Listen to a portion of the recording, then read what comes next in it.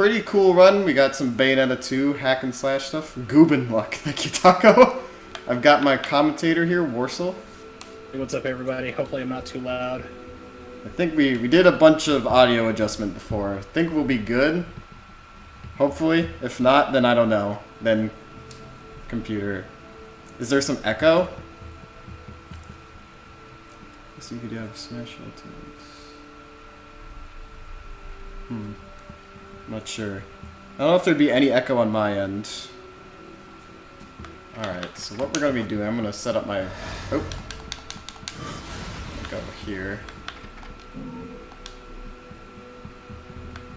Alright, and then story. Alright, so what I'm gonna be using Rosa.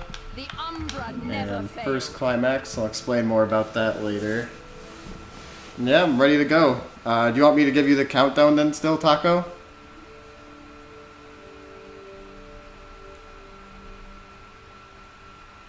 I think you can count yourself down. I think you should be pretty good. Alright, I think I'll count myself down. Or do you want to count down, Warsaw? Count yourself down. You're the one running. I'm on a 2-second delay here, so... Oh, okay. I'm gonna go in 3, 2, 1, go. Alright. So first we're gonna first thing we're gonna do is just kind of have a chill auto scroller. So if you want to read donations, now is the best time to do it.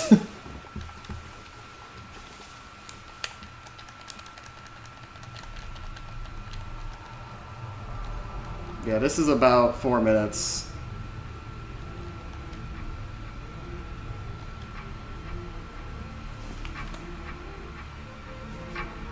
Yeah, I guess we can explain some stuff about the game, though, too.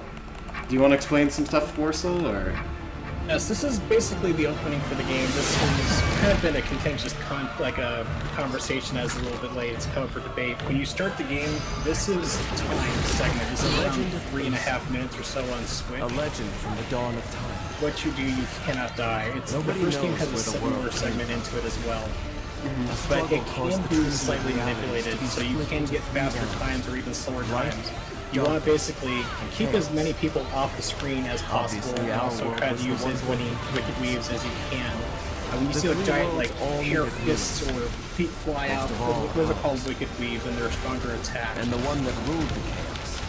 The less people you have on screen, the less slowdown can occur, and you can actually speed it up. There's like a variable distance to it. When I ran this on the Wii, it was horrendous. You could have any time for this level when you're speedrunning anywhere from 3 minutes and 45 seconds to 4 minutes and 5 seconds. Wow. I didn't realize this was that variable. Now, the Switch version, which is what you're running on and what already runs on Spent the first eternity quietly variants, like the variable loading time is only around 3 to 5 seconds. where we only see reality. That Make it thing. match our So rules it's usually around either, I think around 3 minutes, 30 seconds to And those 35 visions just became about, us. so... These observations Well, became it's a lot more manageable. It's so much better than what it used to be on the Wii U. were truly the eyes that created Bless. the world. Bless the Switch. However, Oh, yes. Aesir pitied The Switch was for their just naivete and lack of free So will. much better. Okay, so we're getting reports that the game's a little louder than you, so... Okay, this is a perfect time where I can go and turn it Yeah, down this is a like bit. I am alone. Yeah. Left eye of darkness. Alright, how is that? Is that better? Turn down your Switch, Gooby. Okay. Yeah, I'll make it even a little more quieter. How about that? So I have the same chat open as well, so I can see your channel, which is how I'm watching it, and also, you know, the one here we go. Okay, perfect. That's what, Okay. reports back, so that's good. Awesome. When I started running this game on Wii U, it was a dead game. Nobody was playing it at all. It was over a year old at that point, and that's why I just kind of picked it up upon myself to start learning some routes and figuring out what I could, and just discovering more about the game, which I always wanted to have more like official confirmation about. Like these things I've just kind of figured out, like for what I think the game is doing. Discovered the big thing was variable load times. Unlike the different like digital and like physical versions. Exactly, too, and that was the biggest thing, because I started playing this game on Wii U on the disc, which was loading up the DVD, and that was the worst loading times or whatever. It was like, for each level, just about on the Switch version, it was probably about 30 seconds to load up the entire level. On the Switch, you're looking at under 8 seconds. Wow. Usually between 8 to 10 seconds total. If you're doing it off the card itself, 9 to 11 seconds. If you're doing the digital download on the Switch, then you're doing around 8 to 10 seconds. It's definitely sped things up. I mean, I remember when the game switched over from the Wii U and the Switch version came out, times dropped at least 20 to 25 minutes instantly just for loading times alone. Oh yeah. It was a huge thing. Yeah. This is our lovely, the first level where you actually where things matter. So, you're playing as Rosa, who we kind of describe as the glass cannon of the series. She is like super strong, very overpowered, but there's a trade-off where she has very weak health, so she can die very quickly. This is the first Climax, or Easy Mode as it's known, as they're both one the same thing. Yep. Basically, it's a little more lenient. Bad guys have less health. You don't die as quickly, because if you play this on the hardest difficulty, one hit will kill you straight off. Oh yeah. It makes it a lot more like consistent for marathons. Exactly, but even though like you're playing this on the easiest difficulty with this character who's ridiculously overpowered, you can still easily die if you're not careful. Oh yeah. When they start coming in and enemies start hitting a lot harder, you can definitely just get wiped out really fast. There's still definitely a lot of stuff to do. Oh yeah, this is still most like a timed event. Yeah. You can still wipe people off the screen. It keeps things down lower, but no matter what, you're really not going to get too much of a time pass here. The time difference, more like 1 second best. And it's actually discovered that, I think it was Rosa in our Discord, the Bayonetta 2 Discord, she go through and farm a ridiculous amount of halos into this level by constantly taunting and then wiping off the screen quickly, because when you reported it, people were like, you can't farm. People said like, oh, we get 3 million halos here. Wow. Yeah. So then he like, I didn't believe him at first. I was like, that's insane. You can't get that amount. So I asked him for video proof, and he put it up for it. And I was like, whoa, okay, he's got 3 million halos in the beginning of the level. That's amazing. Playing like the game, like with Bayonetta, you don't hit as hard, and you really have to change up your strategy. It's like you want to get the Star Fox costume as quickly as possible, which allows you to do more damage. That's in the game. So the game becomes like a Halo management system. Basically, you want to go through and save up as much money as you can to get these things. You can grind out like over 1 million halos in the first level. You don't need to really do much of anything else at that point, other than just play the game with normal and try to beat it as quickly as you can. Yeah. It's kind of like a little bit of RPG, like management, like how am I managing my funds and what items do I need and whatnot. Yeah, instead of like grinding for levels, you're grinding for halos, which is what you really need. Halos, of course, if you've never played the game before, I know you have, of course, but anybody watching, is the currency for the game. You use it to buy techniques, costumes. Unfortunately, Rosa cannot use any costumes. You're going to be seeing this default costume the entire time. It's still a great costume. Thing is definitely definitely buying the Star Fox costume, which you really need if you're playing as Bayonetta or Jean, the other playable characters. Right. And the different techniques you need, like Crow Within, which allows you to fly, and that's pretty much the only one you really need. I believe the Star Fox one is faster because it does like you shoot extra bullets or something each time. Hey, it actually doubles up your shots at the end of each attack swing. Yeah. So right now you're gonna be fighting the character that I call King Kong. He pretty much is. Yeah, he scales up the building. It's like I've come up with like my old names for everybody when I started like running this game myself. Because I mean. Oh, you missed it. Because why not? Oh, what did I miss? There, you can whack off about probably a good half-life of energy, but it's not going to matter pretty much because I think he's going to be dead by the time you reach the top anyway. Right, yeah. But yeah, you're normally, when you play the game, if you see Punish, if you're speedrunning, you don't do that because it just takes up too much time and it's not worth it. But for this guy, it actually drains off about a good half of the life right away. Really? Did not know that. Yeah, but right now, Gooby has gone through, killed the first boss, but the game hasn't realized it yet. It says, okay, I still need to climb to the top and do my preset animations, walk around, be threatening, dead, and continue on with the game. So even if you kill it ahead of time for you to top, you're still forced to wait.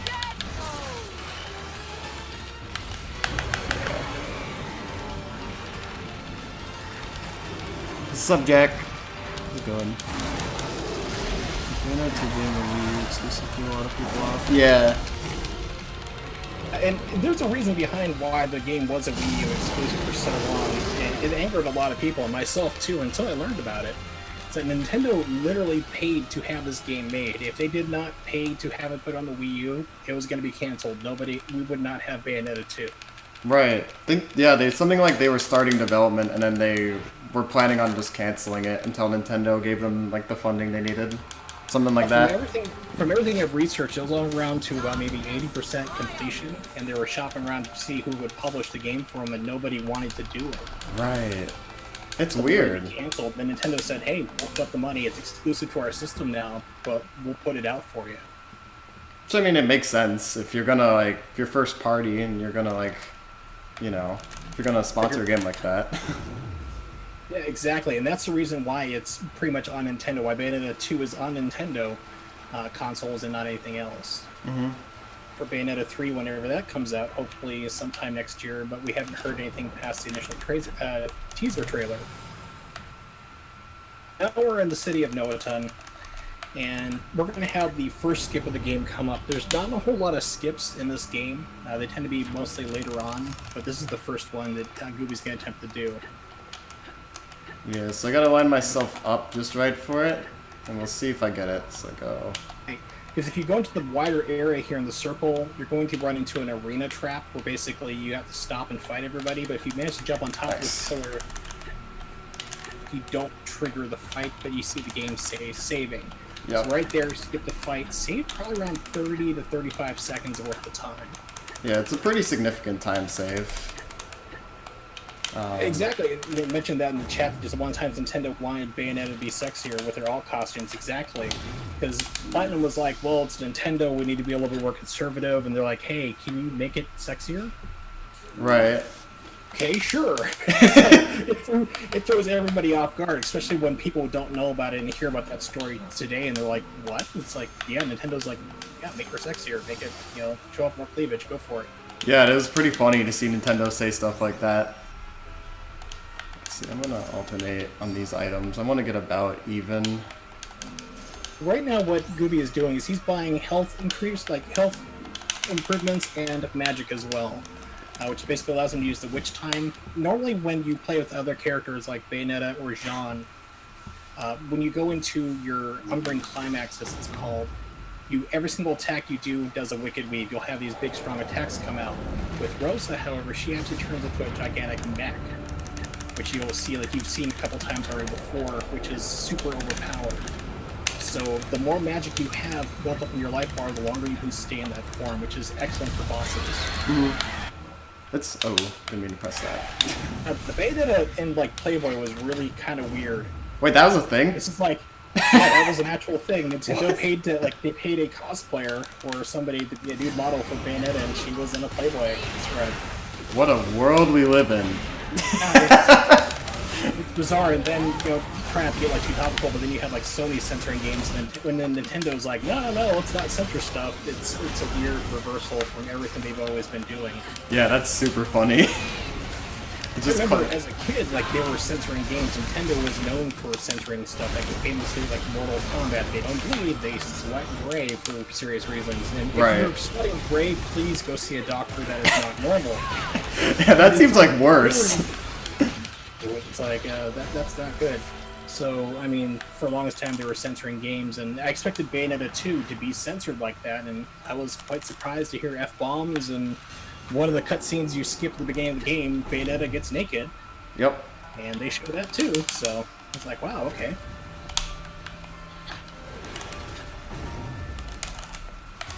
So now we're kind of going up to the first mid-boss. He's kind of a pushover. This is the first guy we already saw at the end of the introduction level, where he couldn't skip anything. Yeah. So this is like the upgraded version of it, pretty much the first person you fought, and still a pushover. He's already dead. Yeah. Like I said, Rosa being such a blast cannon, she just wrecks everybody so quickly.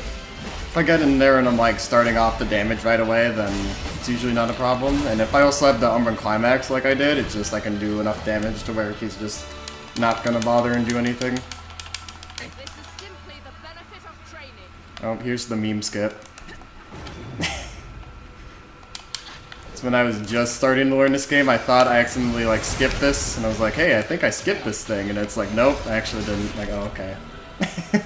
When you go and try to jump over this part there's an invisible wall that stops you. Yeah. And then at first, like, if you go right past, you're thinking, oh my gosh, I found a barrier skip type deal. It's not as cool as the Zelda Wind Waker one, but you're thinking, oh, right, cool, and then, no, you're still stuck. So no matter what, you have to do that fight.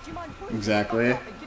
Same thing, you are stuck right in here. You cannot get past this cutscene at all. If you're playing New Game Plus, you can hit the A button, zips through the dialogue, but this is a brand new game file. You have to sit here and listen to a really bad Cockney accent type deal. Yeah, we just kind of chill here. We can skip most of these like cutscenes, but whenever it's like an in-game one, then you can't really skip it. Instead of like a cinematic, you know. Oh, there we go.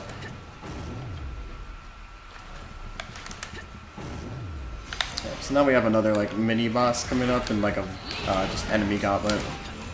There's gonna be yeah. Keep going. Games, there's like a lot of small little mini bosses or small encounters type deal. Whereas Bayonetta 1 was more kind of exploration.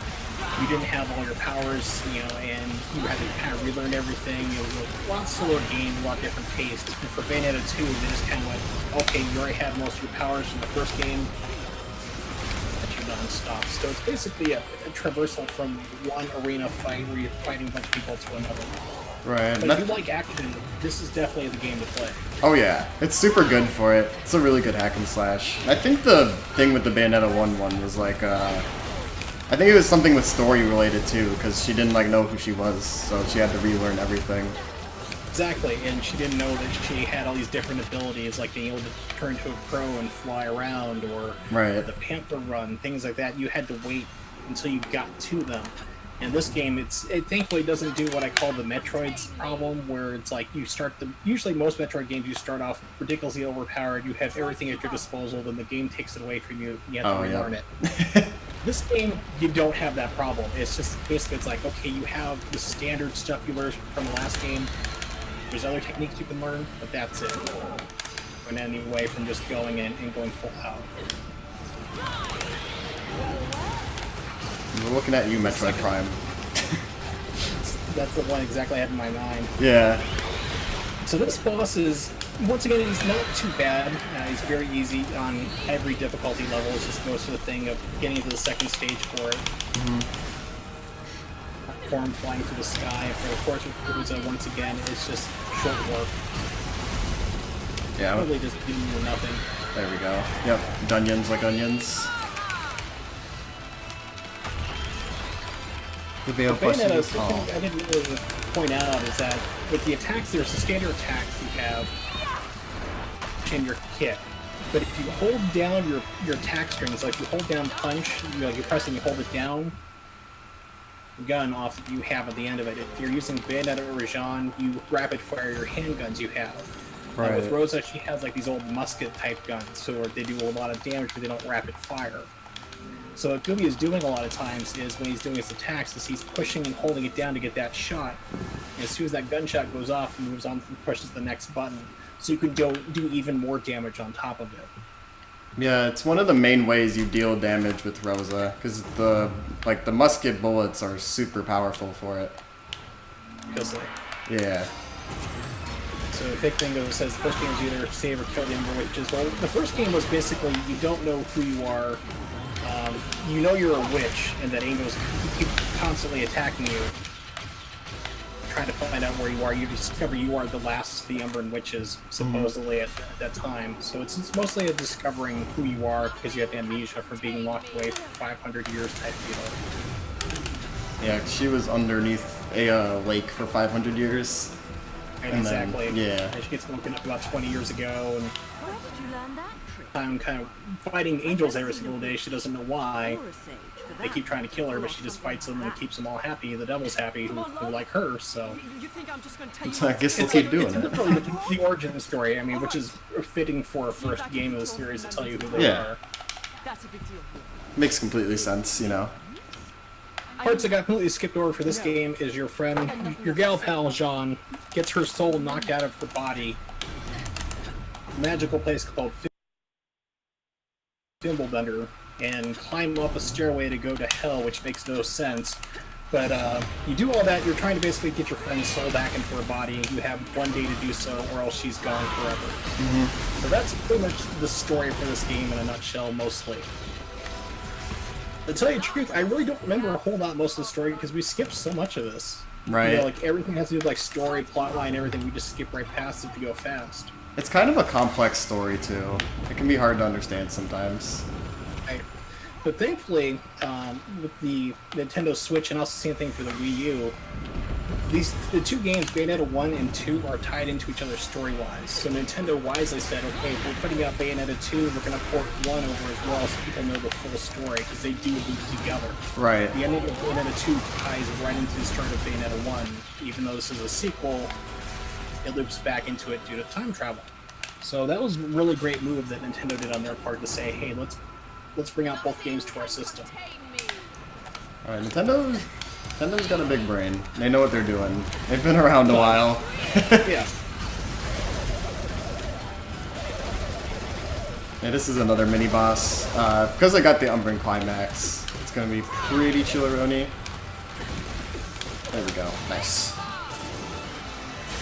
Based off old broken. Oh yeah, I guess they are. Also, get your frog emotes out. Frog. Now, actually, these cutscenes are being rendered by the game itself. These are not pre-recorded or pre-rendered cutscenes. This is all in-engine. But for whatever reason, this game runs mostly 60 frames per second. It drops down to 30 for those cutscenes. There is only one in existence in the entire game where it runs a full 60, and I'll point it out when we get to it, because I love it because it looks the best. It looks absolutely amazing. But every single one of those animated scenes like that drops it down to 30 frames per second. I guess it wasn't strong enough to handle it. I know the Wii U wasn't. Yeah. I mentioned like the loading times and stuff like that. There was also frame rates vary in this game as well. Yeah, I They think. anywhere from 44 frames to 60 frames per second. So you'd be trying to pull stuff up, you'd be dropping inputs like crazy. That was a pain in the butt. The Switch version is a lot more stable. It tends to run anywhere from around, on average, 50 to 60 frames, usually closer to 60, with occasional stoppage points. It's interesting how so many of the different ports for Bayonetta games have different like frame rate things. Never forget the PS3 version of Bayonetta 1. Oh god, no. We don't talk about Bayonetta on PlayStation 3. That's like, don't even play it as a joke type deal. Ooh, I have So- it. Yeah, Ace Yeah. Prano is one of our members. He speedruns this game in Bayonetta 1. Bayonetta 2 Discord, for those who don't know. Testing for PlayStation 3 version of Bayonetta. He's like, hey, Worsel, you have that game, right? I'm like, oh god, don't ask me to test this. He's like, I need you to test some stuff for me. I'm like, oh no, please don't. So, stream and let him watch it there, because we're trying to like see how like weird the loading time is that's variable for that too. There's something wrong with your internet? I'm like, no, this game runs at like 20 frames per second. But like, if you play Bayonetta on PC, it's like locked 60. You can run at 60 frames per second on like an 8-year-old PC. It's perfect. The Xbox 360 version, that runs great, closer to 60 as well, around 50 to 60 frames. The PS3 version runs 20 frames if you're lucky. It's horrible. It's just weird because like it's not like the PS3 isn't capable. It's just like it just doesn't. Yeah, they didn't know how to program for it. I mean, the PlayStation 3 was already difficult to program for a long time. It was just so advanced for the architecture inside of it. It kind of stumped a lot of developers. And Platinum actually came out and apologized for that port. Wow. We're I didn't know sorry, that. and yeah, they came out and fully apologized. It's like, hey, we're sorry that this version turned out so terrible. 20 frames if you're lucky, Jack. Trust me, it's I've gotten down as low as 15 frames per second on that game. It's just not worth it.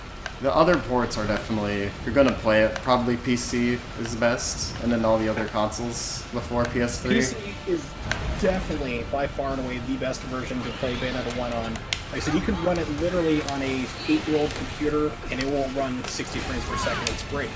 Oh yeah. See, Xbox, it is Xbox One backwards compatible. That runs well too, right? That's the second best. There is a, let's see, there is the Wii U versions and the Switch versions. I don't recommend them, however, because they are still, oh, you got hosed on that one. Yeah. So, yeah, I'll explain that in a second here, but basically for the Wii and Switch, they have massive slowdown problems still, so I recommend those versions. But when I said, like, you got hosed on that for a second ago, now, in this segment, on this level that Gooby's playing through, things are always the same to come out, but the position they come out in is randomized. There is occasionally, I've only had it happen to myself about 3 times.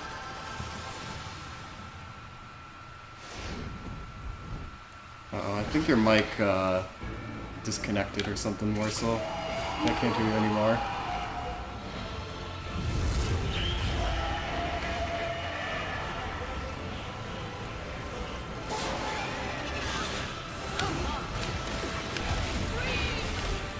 Pretty much, there's a lot of like adaptation in this game. Pretty much what Warsaw was, I think the point he was going to be saying. It's like a lot of the bosses' patterns are just kind of like they can have similar moves, but the when they do them is random. So you have to really understand the bosses really well, you know how to beat them and whatnot.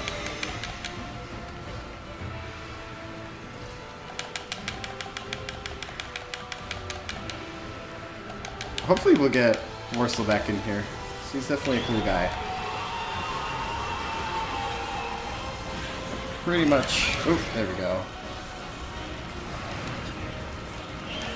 There we go. I want to get really good time dodges, since one of the main mechanics of this game is called Witch Time, which it gets me like, it's kind of like Punch-Out, where it's like I get a slowdown. I get a slowdown whenever like I dodge a move at just the right time. This game is, in a way, sometimes I think of it like, I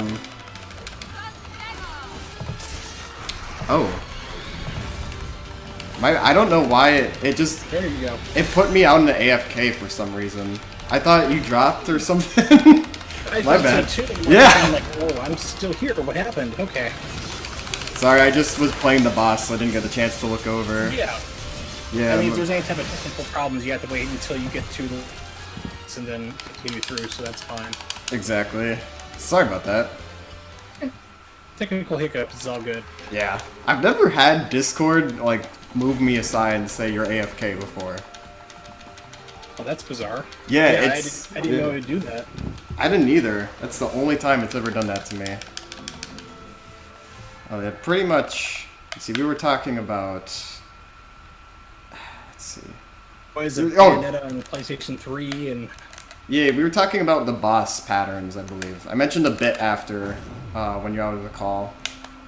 It was the 3 times things I want to say. Oop. Right here's another skip. Oh, right. I forgot to get the another item. skip here. You just show you what happens when you don't do it right, so... Yeah, I forgot to buy an item. Well, just as a demonstration for everybody to know exactly, Yeah. like, okay, here's what you don't do, so... Exactly. Everybody that here, so we can all learn from... What Gooby's doing here is if you're out to go into the store, and I've done this myself too many times, I really want to admit, you need a technique called Crow Within, which allows you to transform into a crow, bat, whatever, and fly across that gap. You don't necessarily need it. You can run and jump, and like you catch the ledge of the bridge, and jump up onto it, right past the boundary where you're normally trapped into a fight. But if you mess it up, either A, you're trapped in the fight, or B, you fall off the bridge and have to do it again. Wow, I didn't know there's that. So there's 2 possible skips here. The Crow Within is the safest one to do. Yeah, We're only talking about maybe about a second. But, I mean, it's a lot easier to do. Right. If it's a lot easier to do and it's only 1 second, you might as well just go for it. Exactly. It just depends. You're right. If your run's going really good, And if you haven't really practiced it, then the Pro Within's the way to go. But it's only recently that I started doing the bridge skip myself, where I run and try to pull myself in. Dang. Into it.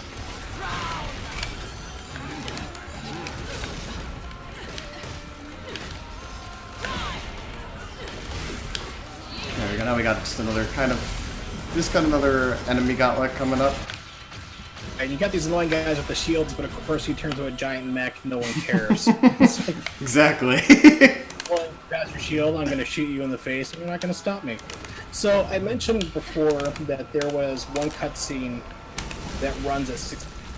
And this is going to be it after this fight. This is another arena golem fight. I don't know what it was with Platinum, but they really love this character design, so you keep fighting these guys repeatedly. This guy off, it runs at a full for 60 frames per second. It's the only one in the entire game that does, and I don't know why. My theory is that there's not enough in there to slow things down detail-wise. It's kind of simple. Full 60 is dropping to a lock 30. Yeah, this game tries to be really fast and like push hardware a lot. Like there's stuff flying everywhere, bunch of like super high definition textures and whatnot, so I can see why it would sometimes drop the frame I was rate. really hoping with the Switch port that they'd go through and unlock those frame rates for those cutscenes, but they just didn't do it. So even on the Yeah. Wii U, that still runs 60 frames per second in that one particular instance. That is interesting. Huh. Wonder why. Right now, Gooby is coming up to the first Baldur fight. Baldur is like the big, kind of like mostly main antagonist for most of the game. Mm-hmm. Bayonetta 1, he's actually the bad guy. He is the boss from the first game. Of course, he's dead, so who is this guy? It's still Baldur, time travel. But yeah, so he can really absolutely troll you if you're not careful. Yeah, It gets even worse. you've got to do like a lot Purpose of indicator. yeah, like a lot of different evasive. Oh, sorry, you got to do like a lot of different evasiveness stuff with him, and like you can try hitting him and then he'll dodge, and you just got to react to him really. And he can dodge out of things. He kind of has his own little witch time later on as well. So he can. It's kind of like this first fight is a good indicator of how he's going to behave later on through the rest of the run. Dodging out of things, constantly trying to spam you and do more attacks. By the time you get to the third fight with him, because you fight him 3 times, it gets, you know what you're in for. I have a video up on my YouTube channel. That's the third version of Baldur, who I call Peacock Baldur, or Troll Baldur more appropriately. One hit killed me with a sword that came out in 1 frame out of nowhere. It was like, I slowed it down, went frame by frame. It was like no sword, then sword right into me. There was no way to humanly dodge out of the way. Wow. Okay, that's the only time it ever happened to me. I was like, okay, that's impressive. The game decided you're going to die now. This game can be like, it's got a lot of stuff going on. It's like, It does. yeah, I feel like there's a lot of just stuff that can be undiscovered with it still too. It's always getting pushed ever farther. More and more, which I think is amazing. Yeah. I remember when I first started running the game, even on the Wii U, first run was like over 3 hours, and most of the run times were like around close to 3 hours itself. And down to around, I think it was 2 hours and 15 minutes was the fastest I could get on a Wii U. The Switch version came out. I was thinking, okay, might get it like, if we start getting like just barely below 2 hours, I thought that's gonna be the best. We won't get past below like, you know, an hour 50. And now I think the fastest run is like an hour 35, if not faster. Yeah, I think It's like- Ace Chrono. Yeah. It's really something that kind of frustrated me too, is because I came up with all these strategies that worked anymore, because at least we didn't think they didn't work on Switch anymore, because we were thinking, okay, these are the old strats, are too slow, we can do things better. The old strats that I originally came up with on the Wii U that were deemed too slow actually go faster on Switch, which makes absolutely no sense. That's weird. Like all these old strats I came up with 2 years ago suddenly came back into play, and they were the fastest thing to do. It's like, you gotta be kidding me, that makes 0 sense, but you don't have all the load time behind it that stopped you from doing it before. Like the Wii, like the original strats that came up with like super slow, you had all this loading, figured out ways around that, adapted it, And then for the Switch, because there's next to no loading time, those go faster. So, one of the best ones to use. So enjoy slicing this guy. All the ridiculous amount of slicing is pretty good. Right now, Gooby's about to run into another little forced kind of auto-scroller section where the game kind of plot. Basically, it's talking, the character's telling you about his insecurities, and you're just like, I don't really care. He's like, yeah, I didn't know who I was either. The guy's like, I don't know why I need to go to this magical place. This is it. The bridge to the heavens Help you is save your right above friend. us. Are you sure? Yeah, so we're So just you chilling. can't skip this Not part. really. So it's Not basically it's a really, slow no. walk up the stairs. But you're right. So this is the best time if you want to plug like donations or anything. So this is about a minute or so. What kind of silly comic book It's shit the is only that? thing you really can speed up is just like getting closer to the edge of the stairs slightly. You could save like maybe a second. I spent 500 So it's not like as wide of a turn. who I was. I only found out the truth recently. Yeah, I hope you enjoy seeing some of the like Listen, I don't the remember story of the a thing. game. Nothing. I don't even know why. It won't make any sense, and even if you do play the story, you play the game normally, No, I have to. it still won't make a whole lot of sense. These games aren't really known for plot and narrative building. It's just more of a run here and kill things that have fun, and that's really what it is. I mean, this game is a lot It's of not fun to like play. that. If that's all you know, It's mostly the mechanics and like hack and slashing, that kind of thing. just believe. Yeah, like if you're into Devil May Cry or the Ninja Gaiden series, excluding Yaiba and number 3, and you know, like the newer Xbox ones, I should say, Bayonetta, if you've not played this series before, it's one I always recommend. Yeah, this game gets compared to like Devil May Cry a lot, I've noticed. But, I mean, Devil May Cry was like the game a lot of people played first, and then kind of came into Bayonetta, because I didn't hear about Bayonetta until about a year after its release. Right. The Flash game, because I played Ninja Gaiden to death. Devil May Cry 4 I wasn't really a fan of, because you play the game, it's half a game that they literally like just time for. Hey, you've gotten to the end now, play the exact same game in reverse order with the same character almost. Feels bad. That's terrible. Yeah, so that's the reason why I'm not a fan of that game. It's good, but See you around, Jack. Thanks for coming by. Bayonetta, I was like, I've never heard of this game, and my local game store had one copy left, so I picked it up and went, whoa, I can't believe I missed this. The series, and then the first Bayonetta 2 came out, and I had dropped money to buy. I bought a Wii U just to play Bayonetta 2. Nothing's working. I think a lot of Bayonetta fans were in that boat. Yeah, that was Spent like like $200 in one day just to play Bayonetta 2, because I had to buy the system, the controller, the game, everything. right. All I could do that all over again. I had to buy a Switch just to play Bayonetta 2 again. It's like, I keep buying Nintendo systems just to play one game. That's sometimes how it goes with Nintendo consoles. Just consoles. Some consoles in general. I want you to buy it for one game, but I mean, The benefit of training. for what you're doing, that's fine, but if you buy it for one... You gotta make sure it's worth your purchase. Yeah. So, Gooby's been fighting golems this entire time, now he gets to fight 2 of them. Really inventive. I think there's something like this well, we in, keep- Chrono Trigger, maybe? What do we do? Let's fight 2 of them.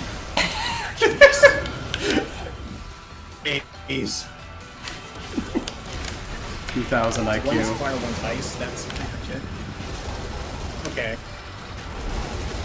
Anyway, yeah, we have another Umbran Climax, so then you can use that to deal with this pretty effectively. Right. So when you hold down your like your attacks, like I said before, with holding down the attack buttons, you get your guns to come out and shoot faster and do more damage. With the mech, with her Umbran Climax, which turns into the big giant mech riding around the armor, like Gatling guns that just fire full speed. So if you do 3 attack buttons, like attack, attack, attack, and hold down the last one, you fire both your guns point blank and full auto. And against a lot of bosses, it'll just take away the entire life bar in just a snap of the finger. Yeah, you don't even need to do the other, like, there's like punches and kicks with the robots, but just the bullets are the best part for it. The kicks and whatnot just kind of slow you down. The guns that shoot off real fast and you're fine. This is another fight against the upgraded person, like the sword. Various problem. My only fault with it is you constantly keep fighting the same people over and over. Thing he can happen to Gooby. I think like Discord dropped a little bit of that. I didn't get to hear the full thing.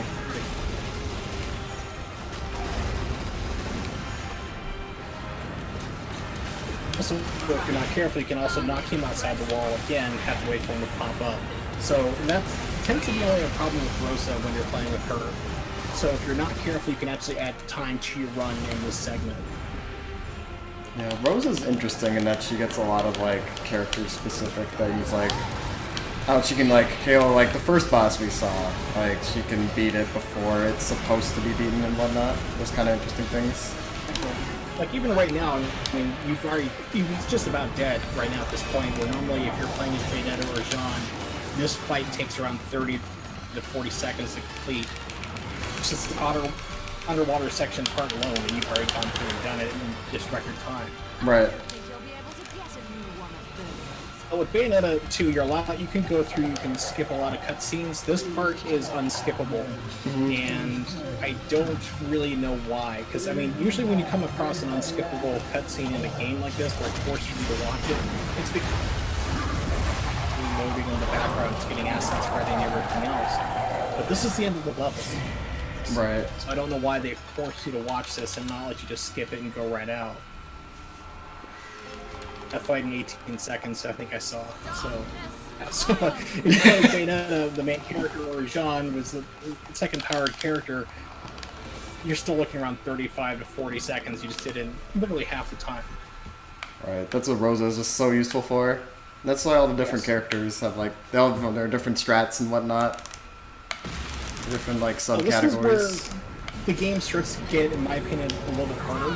Yeah. It can be tricky depending on who you play as, but even when you're playing as Rosa, it's pretty easy to a point. This is where things start to get really. Start finding more enemies who can do a lot more damage to you very quickly, and things that used to not be a threat can suddenly wipe you out. So you have to be a little more on your guard. Yeah, right now. It's basically 2 boss fights, pretty much. The one you're doing right now, and the second form of Boulder coming out. Yeah, for this part we just have to defeat the Manta Ray's eyes, and then yeah, for Boulder it's a regular Boulder fight. All the Boulder fights are gonna be kind of like what we saw earlier. It's gonna be like the dodging and just reactions and whatnot. Just on the fly reaction stuff, which is what's the main thing about this game. Oops. Didn't mean to do that.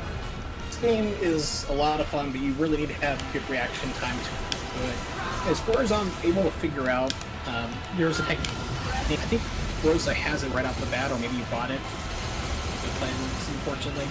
But the Bat Within or Pro Within technique, what that is that it's a technique you can buy in the game. As long as you hit dodge within I think it's a 3-frame window as far as I can figure out. It's a bats or crows and then reform, and it goes into which time everything slows down. It's like an extra fail-safe for you, for in case if you mess up, you dodge and get hit. Trigger it out, like a way for you to not get hurt. And it's one of the things I would pick up for my runs, because you never know what's going to happen. If you get hit, you could lose. If you're playing as Rosa on the hard difficulties, you can straight up die from one hit. Oh yeah. So it becomes a big thing to have, Pro Within. Even normally when you're trying to dodge, it's around a 3 to 5 frame window from an enemy attack, but for the Pro Within, it's still around 3 frames or so you have to pull it off. So you do need to have kind of fast reactions, but it's not really necessarily needed compared to Bayonetta and Rosa. If you play as Jean, she plays a little bit differently. She is a little more, like basically like in terms of power, Bayonetta's the weakest. Seeing really much at all in this run until later on, like she's going to show up as a character briefly. It's kind of weird. They kept the same like Bayonetta dialogue, but we're still playing as Rosa. Right, so even if you play as Jean, you're still saying all your lines as Bayonetta, which is unfortunate they didn't record more alternate characters. It could have been a space constraint on the original Wii U. Possibly is the only thing I can think of. Yeah. It's hard to get like. when you go for yeah, so when you start going for like dodging though, for like Bayonetta, it's really easy to dodge button, and usually you're fine. And same thing with Jean, you have to get hit, and then you have to hit dodge. So it throws off a lot of people who keep trying to dodge like normal and trigger the witch time or attacks, and suddenly stop working. You have to train yourself to hit 3-frame window in order to get the trigger. So she's a lot trickier to play with. Mm-hmm.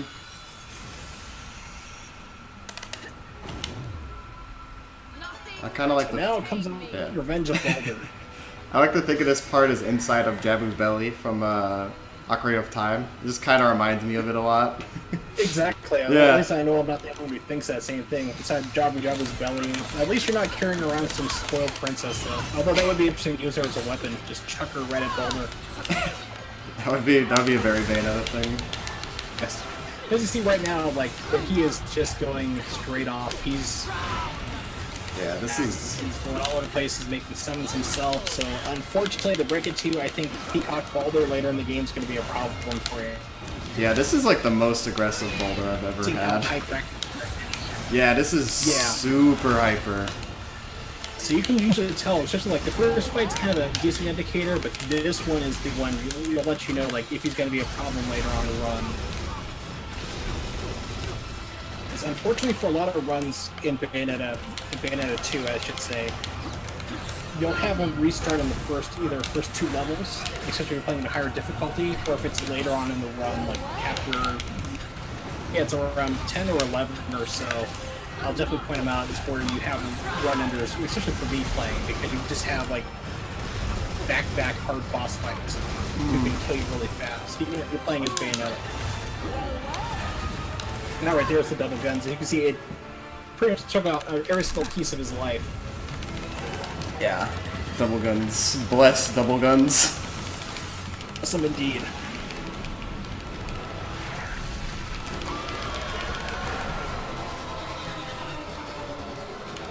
Also, these sound waves are so strong that they deflect the missiles. That's always really cool to me. Everybody would be deaf or probably dead if there was something that loud to cause that, but yeah. Well, that's a good point. Yeah, I never thought about that. Yeah.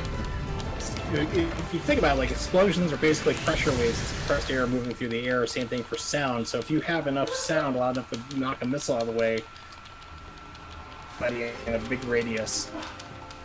This stream just became... Instead of ways to help humanity and help my fellow man and women, and I'm like, dude. Whoa.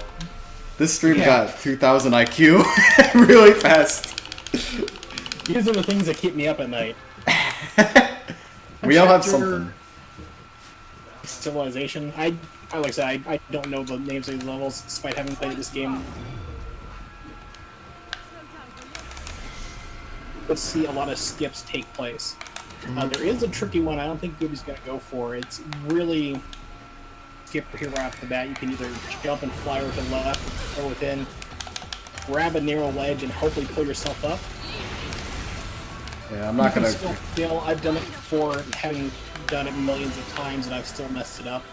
So sometimes it's just faster, especially with Rosa, with how overpowered she is, just to do this fight, just to basically knock him out of the way fast. Yeah. There is also another skip up there. If you fly over and grab up, you can do like a whole bunch of twisting maneuvers. You have to buy that move, however, all this other stuff to get to the boss fight, or the mini boss for this level. You mess that up, you start right back at the beginning of the level. This is another little mini skip over here. Right now, Gooby has these wonderful little crows, like arrows like around him, or feathers. Ridiculously overpowered. If you hit a boss with these things, it just takes away their life like nobody's business. They're pretty helpful. Yeah, so if you have magic meter, crow, and then hit, I think it's the attack. It's those feathers. And if you fly into a boss, if you fly into a boss, it literally, you'll just watch the health bar just disappear in a blink of the eye. It goes ridiculously fast. It's amazing. It's one of those things that I think it was Ace Crana also found too. He's found a lot of these things in the game that I didn't find, which is really cool. A lot of people started running this game outside of just myself after the longest time. You got a pro fighter is like 3 life bar enemy just go down to nothing in no time flat. Yeah, I haven't really practiced using those, so I'm just gonna opt to keep my magic for the like robots instead. Actually, it's something that I have to practice as well. Yeah. You can like jump cancel with the hammer, which doesn't come into play with the Rosa run. That's the other big thing. So, anyone wants to learn how to play Bayonetta 2 for speedrunning, fortunately it's not a complicated game to do. It's mostly just memorization of what fights are coming up. Both of them. So there's skips. There are not really a whole lot of them. They're mostly in this level and the next is when you'll encounter them. We had earlier in the start of the run. Glitches really per se just based on how the level loads. You can go out of bounds, but because the game loads in chunks and sections, you can't do anything with it. Like you can't jump, like you can't go out of bounds and run to the end of the level. It won't load. So you're pretty much forced to play through the game as fast as you can. It comes down to memory and just knowing what to do fastest, basically. So it's very speedrunner friendly, especially to get into it. Yeah, it is unfortunate we can't use like the out of bounds to like complete some of the levels, but I mean, it's like a very good. It's almost glitchless, I would say. It's very chill. It's pretty much glitchless at this point, because I mean, if the game glitches, then you're pretty much hosed. I mean, you can't really do much about it. Yeah. It mostly comes down to your like scale of how you can adapt to the enemies and just your knowledge of the game. And I have friends who do a lot of speedrunning, and they go through and they're like, oh, this game's easy, and they have to pull off like all these like one-frame tricks constantly non-stop. I'm like, yeah, I'm on painkillers for my back, for my disc collapsing. I need a back fusion. It's like that's not gonna work for me. So, yeah. It's like Bayonetta 2 as well. It's like, cause it's mostly like, okay, I know I have this boss coming up. I can do this skip or just fly around here or use this technique. It comes down pretty much to that, just memorization, which is it's very speedrunner friendly. A lot of people kind of doing new runs lately because I'm a mod on speedrun.com for Bayonetta 2 and also in Discord. So I see new runs come through with brand new runners who are like, this is the first game I've ever speedrun. And it's like, hey, this was mine too. You know, it's very friendly to people to try it out and get into it. It's definitely a good game to pick up as your first game. Yes. But I warn everybody, of course, when it comes to speedrunning, the moment you start speedrunning a game is the minute you stop playing it. See, you no longer do story elements, you don't do swords in this game that I absolutely love. They're so much fun to use, but in a normal run with the normal characters like Bayonetta or Jean, the entire run, because they are fast, but they're very weak. The guns are actually stronger than anything else in the entire game, so you end up using those. So, like, playing casually for speedrun just doesn't work anymore. Yeah, it's a different mindset, but it's really, really enjoyable to speedrun games. Yes. It's just very different from like casual play. As you run up the stairwell, which can actually once in a while glitch and kill you. Wait, really? Dang, I've never seen that. Yeah, it's really rare. Like, you'll be running up full speed, and normally the game's supposed to like dramatically like chase behind you, but every once in a while it will shoot one ahead of you or either trap you halfway into the floor, and then it knocks you down. So basically, you have to run all the way up, and you lose like about 15 seconds. I've only had it happen about 2 or 3 times total. And I have verified runs before where I've seen that happen, unfortunately. That feels bad. And he's dead. So you gotta love that. You gotta love the Ember and Climax for Rosa. Oh yeah. This is simply the benefit of training. Oh, whoa. You There get we to go. fly through the magical arches again, and then you're done with this level. I got a little too preemptive on it. I forgot to check it. Like, You've done that too, you go flying right over the edge, and then you have to respawn again. yeah, then people are watching just like, why did you do that? Right, and the first mini boss you fought in this level, there is actually a way, like, when it goes to the cutscene where you're supposed to say, hey, look, there's a gate, if only I had all the pieces for it. You can jump off the level, where you can jump, like, right past it, fall down, Yeah. without you, and it'll respawn you back on the platform, and you don't lose any time. But if you do it wrong, then you die, and you have to reload, so... Right. Half entertainment, half you don't want to do it in a run. Yeah, exactly. We're in the second entrance to hell level, as I call it, and this is a skip coming up that I don't think Gooby's going to do, and I don't blame anybody who doesn't do this, because I've nicknamed it the butt puncher. Yeah. You go running up these platforms full speed, turn, jump, hit a small platform, jump off it to the left, turn to a pro, and fly across a gap. And if you mess it up, you go back to the start of the level and you have to do it again. So that's why I've always nicknamed it the butt puncher, because it's like, even if you've, like, I've done it like hundreds of times at this point, it's still to go, ooh, I don't want to do it, I don't want to mess up. Because you could waste like People have 30 been running seconds. for a while. Yeah, it's a big time loss if you mess. And you have to do these things so quickly and precisely that it's really easy to mess up still. So I practice. I used to go slow, like run and then stop and readjust and go and do it again. But even to this day, when I do it, it's still like, don't mess up. It's good to practice stuff slowly though. If you're gonna learn it, definitely learning slow and internalizing all of it is the best way. That's the thing too, it's like, especially when I talk to people who are interested in playing Bayonetta 2, and they're like, well, I see all these times on the leaderboard, you're so fast. Don't worry about your time whatsoever. Whenever you start speedrunning a game, you're going to have your own time. It's just going to come down naturally as you play. Oh yeah. Speedrunning Bayonetta 2, my first time that I had that submitted in was 3 hours and 4 minutes. To, like, sub 2 hour last time I was able to run. Yeah, but the most important of time. I kept it. Oh yeah, the What most I was doing as well. You say? So the most important thing is to just compare against your own times and not necessarily others, because they're different, you know? Definitely. Especially when you first start off, you're not going to have the best time in the world. Oh yeah. But you're going to get better as you go through. So I pulled up my timesheet because I kept track of it as I was going through each run. 4 or 5 minutes faster, you know, each time I did it. So it's like your time will come down naturally as you play any game. It's like a practice thing. You get better at something as you practice it more. Also, volleyball. This is my favorite part because we get to play volleyball with this. It's literally a reference back to. Yeah, this is a reference back to Bayonetta 1 actually. There was the same type of boss you fight, but at this point instead of like landing the slap shot like that, you're like the serve. Instead, everyone, like all the other hands look at it, and then it runs and like beats it up on the ground. So it's essentially a callback to that. It essentially completes it like it failed in the first one. Ah, I see. Bayonetta 1. Now we have Smurf and a Poncho. He really is a Smurf and Poncho, isn't he? He is the final boss of the game. Like everything else in this game, you fight everybody multiple times. This is the first time you fight him. That was just ridiculously fast. The last Slumbering Climax. Oh yeah, it's so great.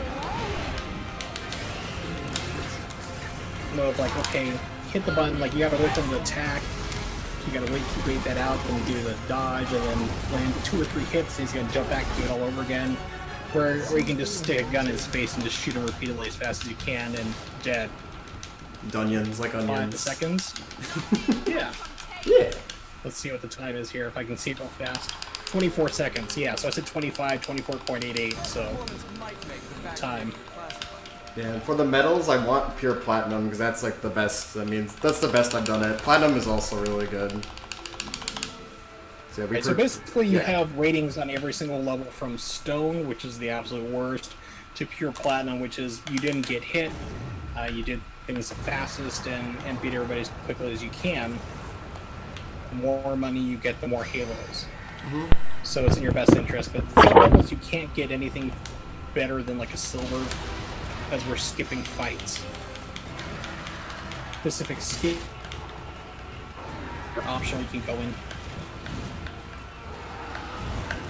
But this level I absolutely hate. This is like the worst level to be in the game. This is where I start to have problems myself with this game. Because this, especially this level, is nothing but mini boss fights. The entire level, that's all it is.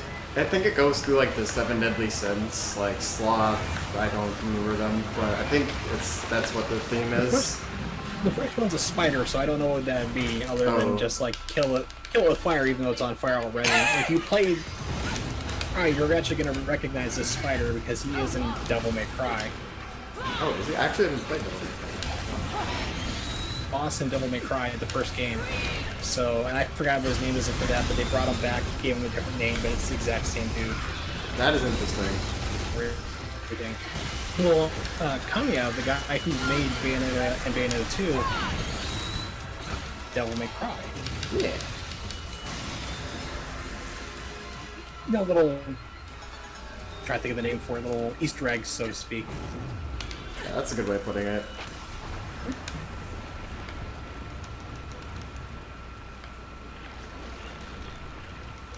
So now we gotta go on these millipedes to get through different layers of hell. All of these ones are essentially different mini-bosses. I guess it's kind of like in Mega Man where, I don't know, like at the end of the game where you refight the robot masters. This is kind of the similar idea.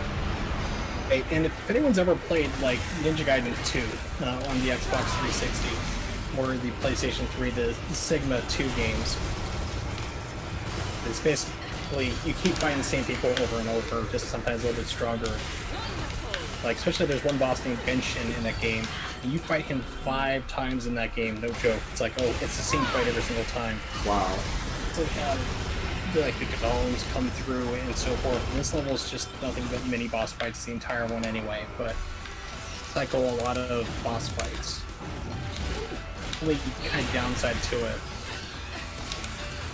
This guy can be really, really scary. Oh yeah. We got a nice boss fight though. Thankfully, so it can shoot a laser that can turn like Bayonetta into a child. And then you you get eaten and it wastes time. You are defenseless, you have no attacks, you run and you fall down. It's death. I've seen other runners be able to get away from it occasionally, but usually what I do at that point is I'll burn a magic item to get full magic and just do a torture attack. Yeah, that's a good idea. Yeah, because it's slow. Right. Just don't even bother because it'll one hit kill that guy, so I just don't even deal fighting with him because if you get hit with that ray, you have to go and fight those other smaller guys first before you get back to that guy again. And right here, thankfully, only shows up in this one particular fight. Most difficulty settings to get into the hardest one, very hard, or infinite climax mode. I mean, he can also troll you really hard too, so he's another reason why I don't like this level at all. Yeah, it's definitely one of the trolliest like areas in the game by far. Welcome back, Jack. Like these 3 levels. So it's like these 3 levels. This one, the next one, you know, like the Rose fight, Alundra, I can't remember what her name is. Like I said, I make my own stuff. So the Rose Woman fight. And then we have Peacock Balder after the unicorn ride. Is her name like Envy or something? I don't know. I forget too. No idea. Yeah. Like I said, it's the things you keep skipping over and over. It's like you speedrun this game? It's like, yeah. They're like, you don't know anything? Nope. It's the best. Stuff like, I'm an expert on this game, and I can't tell you the name of any bad guy at all.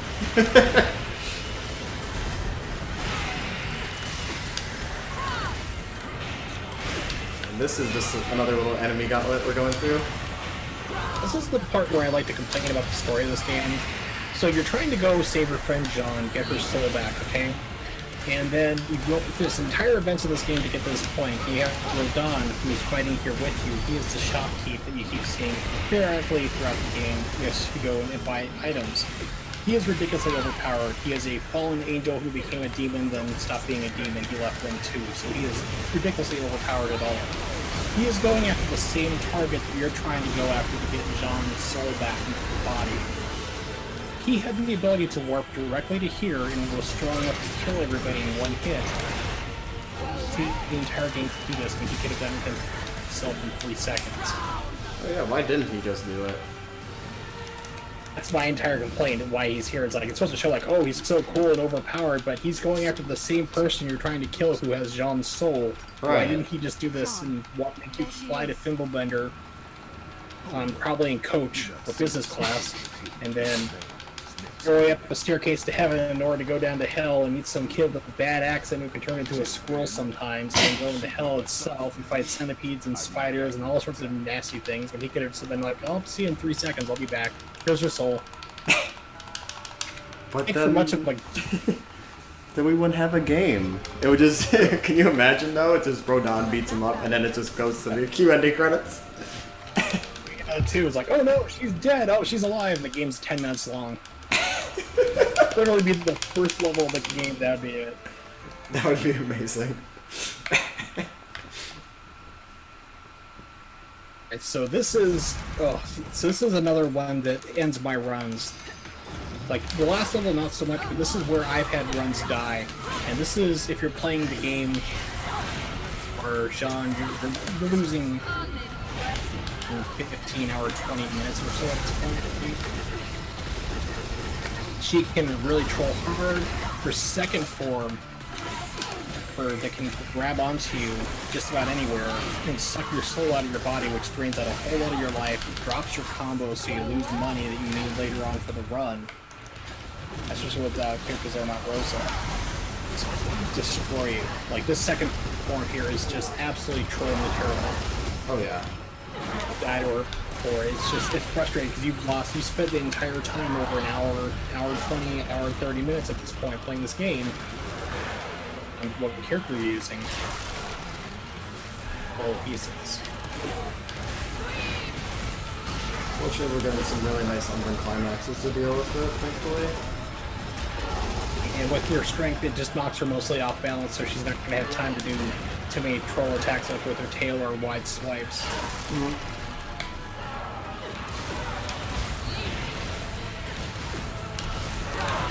There we go, nice. No trolls. There you go. I hope you're gonna sing Erasure for this. I'm not going to be singing any Racer for this at all. So the next level is what I call the magic. And if you've ever played what was it? Robot Unicorn Attack? I think it was. That game.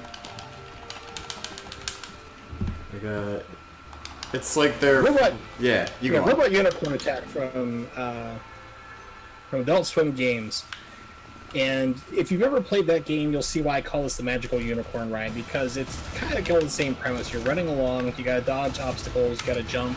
The only thing is you don't have erasers always playing in the background, which I think would be a real addition to the scene. Press 1 if you want it. Oh, we're not playing eraser during the stream. The VOD will get muted. It would.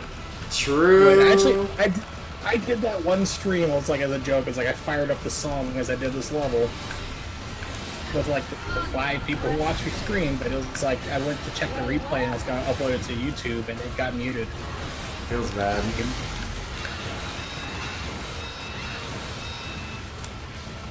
So here basically it's all just run straight as fast as you can. If you hold up on the stick, you go fast.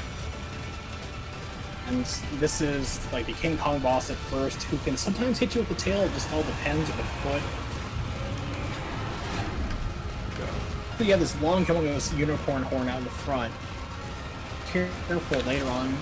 I don't know why they did this, but Platinum put a hitbox on the end of the unicorn horn. Really? Go through and you dodge, you can actually snag it on an obstacle and get hit and lose your perfect platinum. That's so weird. It's like one of the last dodge, like one of the last obstacles you have to do. On flying debris, and there's nothing you can really do about that.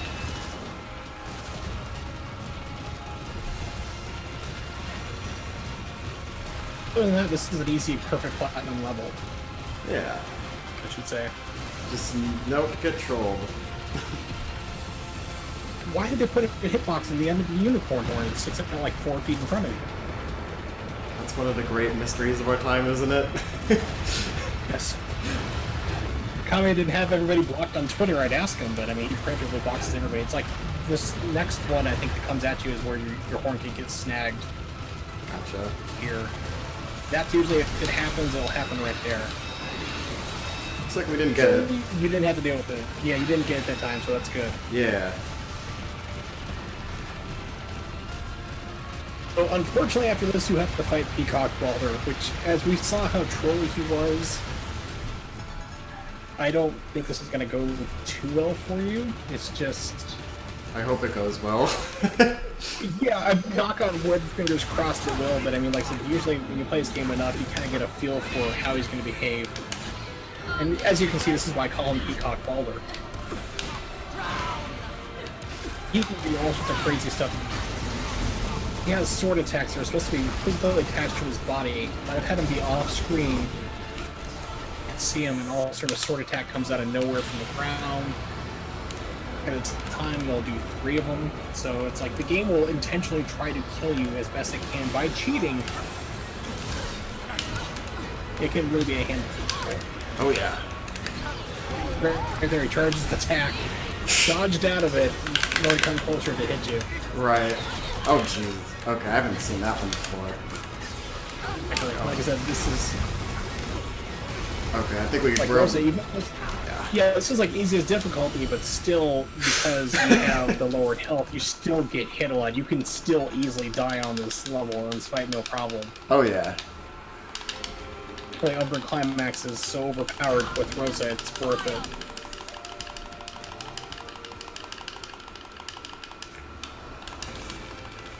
Moving on to Vigrid. We're getting near-ish to the end of the run now. Getting pretty close to the Yeah. end. I'd say probably within 20 minutes or so. Mm-hmm. If you played Bayonetta 1, this is the throwback to that game. You actually play through this game. This shows like the witch wars that happened 500 years ago. Times. Such things. So this is like a callback to anyone who's played the first game. You'll recognize these opening areas. Like I said, it's the plot for number 2 ties into number 1. They're all cyclical.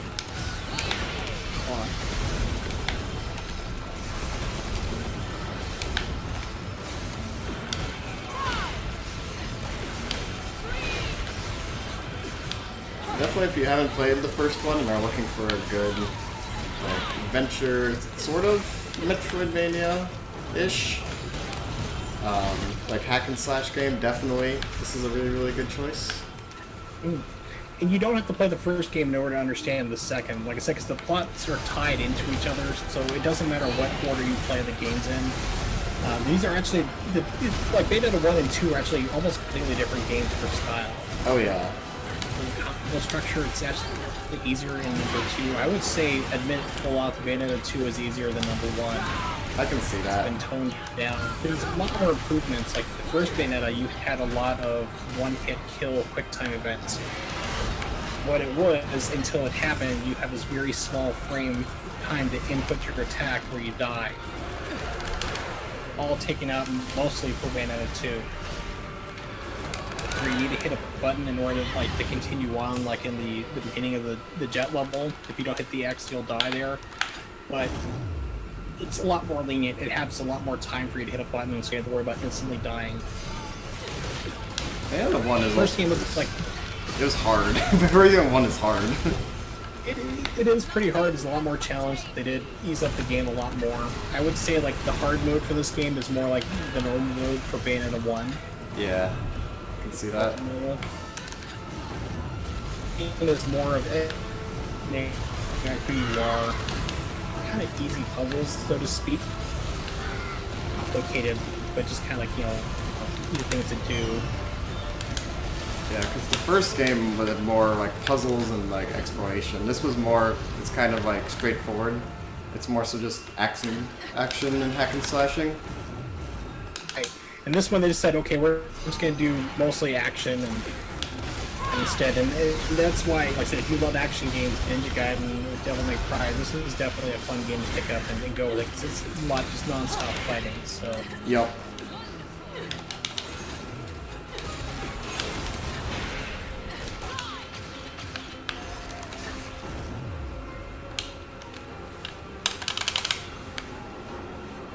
So for here, Actually, there's not really skipped here. I mean, in this part of the level, there is like a small little one later on that you could possibly do. But at first, we were trying to figure out a way to skip this part where we have to do a lightning strike. run across. We were trying to invent ways to see if we could get around it, fly across this, but there's like an invisible wall that stops you no matter what you do. Dang. It would be really we've cool. been hunting. Yeah, we've been hunting for skips in this level. We're thinking, hey, this should be possible, and you know, Platinum thought of it faster than we did and said, nope.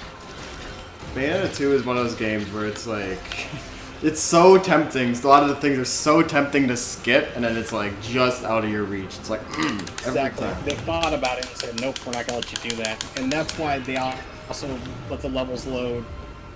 You could do out of bounds, and you could skip through parts of the levels, but it was kind of limited to what it was. But since this game loads in chunks versus like little mini sections in there, it's just not possible. If you get outside the areas we talked about earlier with it. But you have to go and trigger a loading point in order to get it to go. But right here is a couple. This is another way you can get trolled as well. You can have a bridge break on you. Be able to fly over to the little left or to the right. So yeah, it can be a major pain as well. So many tricks. There is a skip later on though that you can do. I'm trying to remember what it is off the top of my head. I'll remember as soon as you get to it, I'm sure. Oh yeah, it's like a small little arena fight with Grace and Glory from the first game. So many things that control you in this run. So many little things like it. At this point in the game, you're actually fighting alongside yourself, Rosa. This is where you go back in time, you meet your mother, War. But of course, since you're playing as Rosa, you're fighting with Rosa, and the game doesn't acknowledge that whatsoever. It's kind of funny. Another skip, which is tricky to do. You have to run up and jump over to the left, fly out, and then come back over the ledge. And if you mess it up, you trigger the fight, or you fall down to your death and have to do it again. Have to do the climb back up to the stairs. So with Rosa, once again, it's sometimes it's faster to go through and do a quick fight. Yeah, just ensure that in case you miss it. I'm just like, yeah. You guarantee Sometimes it's better to do, like, especially marathon strats. If you're doing like a single through where you're just doing a speed run, it's just faster to do it that way. But if you're doing a marathon, Yeah. The strats can be different sometimes depending on what the setting is. exactly. There we go.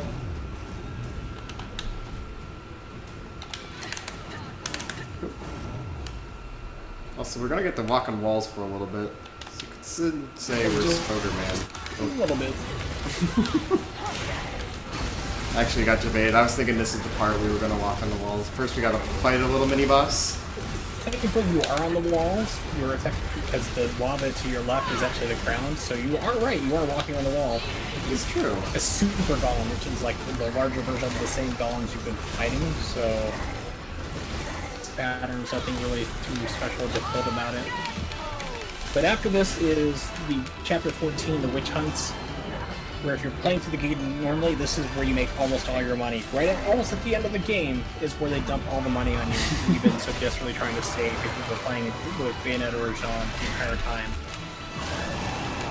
Just the strategy for Bayonetta and Jean is to save up. You buy the Star Fox costume, which is 100,000 halos, magic, 1 heart upgrade, and you buy the Bat and Crow within. So you're spending about maybe 200,000 halos at that point. Anything else until after chapter 14. So you save all your money as best you can.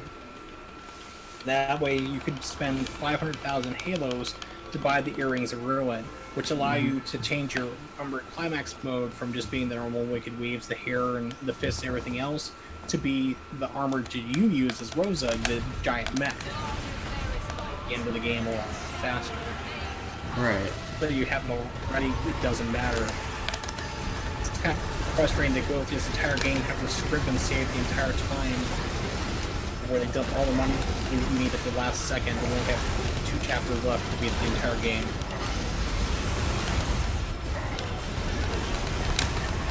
And what was happening in the story here again as to why we're mechs? I forget why.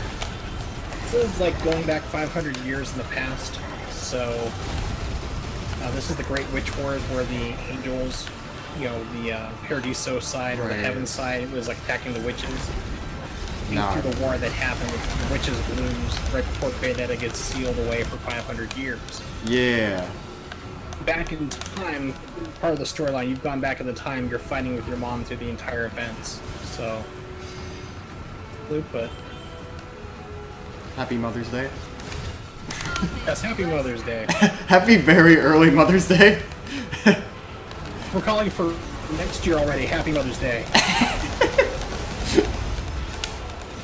It's only a few months Happy Mother's away. Day. She died horribly. Oof. Yeah, she does in this game though. Yep. It was very bad. Spoiler, even though it doesn't really matter because we're skipping all the story anyway, but Yeah. I said this game isn't really known for story anyway, but this is where you can get, I mean, right now you've already doubled your Halo count. You win this level around 280,000, 500,000 Halos already. But this game, this level just dumps them on you, so if you act max while in this mode, even though you're in the mech already, from Climax, it doubles up your score again. And you do your triple attack and hold it down, you see get all your guns firing, you just rack up points like crazy. It's not uncommon to go through, if you play your cards right, you can get close to 1 million Halos easily in this level alone. Dang. Ooh. So, I mean, that's usually like a subsequent playthrough that's easier to do that on. But if you're going through and playing this game, like with Bayonetta or Jean, you can probably get around close to 500,000 Halos, 600,000 or so easily. You're just like playing through the grind, buy techniques or anything else like that later on. Like when you go through, you can select the level you want. You can do certain techniques like allow you to aggro enemies to do the taunting. It's not uncommon to get 3 million easily in this level too. 3 million Halos on this level in particular. Happy November Mother's Day. Every month, every day is Mother's Day. And Mother's Day and November together. Movember. Oh, it's right. November is already a thing. It's completely This game different. is all about family. I know you got your mother you're fighting with. You are Bayonetta's mother. Right. Aside, you fight your father, and then he fights alongside you, and you have to kill him. So it's like a really weird Shakespeare play almost. It kind of is, yeah. I can see that a lot.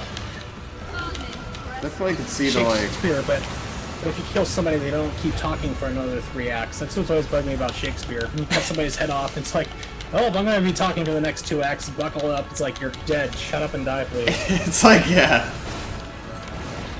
It's like that's like. My head was defended from this motor coil in my body. It's like, shut up, you died 20 pages ago. Yeah. Ooh, I'm getting trolled. I'm gonna play it safe. Well, I mentioned earlier, like, about Rosa being a glass cannon, she's doing a lot of damage, but taking a lot of it too, so you gotta be really careful, hopefully not die. Yeah. Hopefully you have another, you might have a health item on one of your directional D-pads. Do, like, magic, and also, there are, like, items you can use in this game as well. There we go. Like green lollipops, which recover health, red lollipops, which increase your damage output, which is really helpful, and then purple, which increase your magic power. And you can use these at any time. They usually go by default if you have any items picked up or created in your directional item pad. So when you're in the middle of a fight, you can just quickly hold up on your D-pad, or left or right, whatever one you have, and it'll instantly do it inside the game. But of course, you have to have one before type of a run. So hopefully everything should be fine. But this boss is usually pretty quickly dealt with. Yeah. Yeah, there we go. Yeah, it wasn't too. Yeah, we just got trolled at one point, but we were fine. We got through it. So, cool guys don't look at explosions. Well, cool gals, either Cool way. gals, yes, it would be cool gals, you're right though. Pretty much, Jack. It's like, that's what's always bugged me about Shakespeare. It's like, okay, it's like, you've literally got your head cut off, and why are you still talking for another 3 acts? Truth. So we are 2 chapters away from the end of the game. We're Yep. getting pretty close. I'm just taking a quick stop at the shop, get some more items and things. Just for So some there's some safety. items you can get. Right, there's items you can get. There's the Witch's Herb, which of course extends out your life. You can also get items called Red Hot Shot, which is up 2 from where he's at right now. So what that does is if you die in the middle of the game, they'll give you the chance to instantly revive on the spot, which is usually really good to have. At least have one on handy just in case something happens. If you die, you can instantly revive and keep fighting instantly. It's not like a game over or start the level or that chapter over. You can just pick up right where you were. Yeah, it's like a revive in Pokemon, pretty much. Right. There's also yellow lollipops, what I didn't mention earlier. Those are like shields. Basically, when those are activated, you glow yellow, or impervious to damage for a short period of time.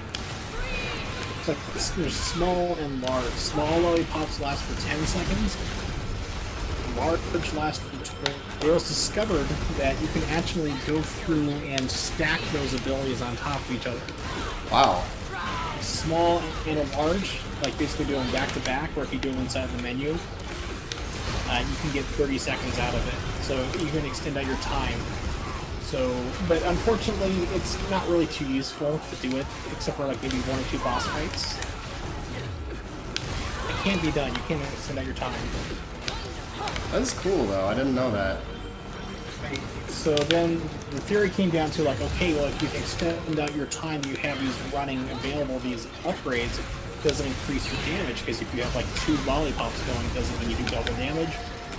Sadly, no, it doesn't apply that way. It just extends it to time only. Something I tested and put up on the Discord that we have for Bayonetta 2. It's a good Discord. Questions, so yeah, so I took like screenshots every single one. Like went to a level where I knew there was one fight that had a larger enemy, so I tested it out and took screenshots and proved that it either does % more damage for certain people. Other than that, it just extends out your time. Oh, there we go. It transformed into the Umbra right as I got hit by a hammer. Exactly as a hit. Also, another thing too, when you're in your Umbra and Climax mode with the mech, you also recover your health as well. It does go up slowly. Rosa goes up faster, but Bayonetta and John just slowly creeps up, so you can regain some of your health in there.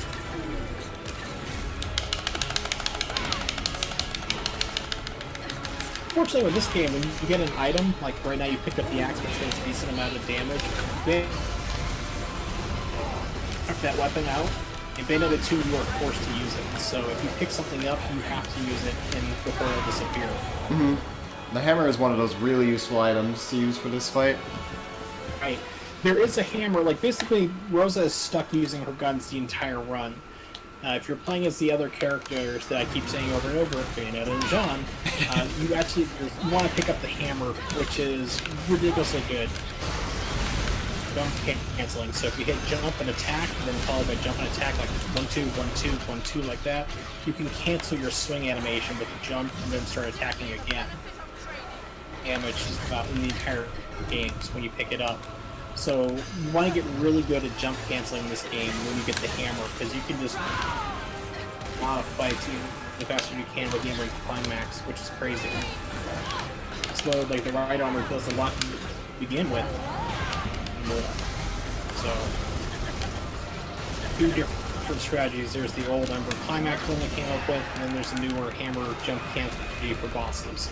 And they're just about the same, but I would admit that the hammer is a little bit faster.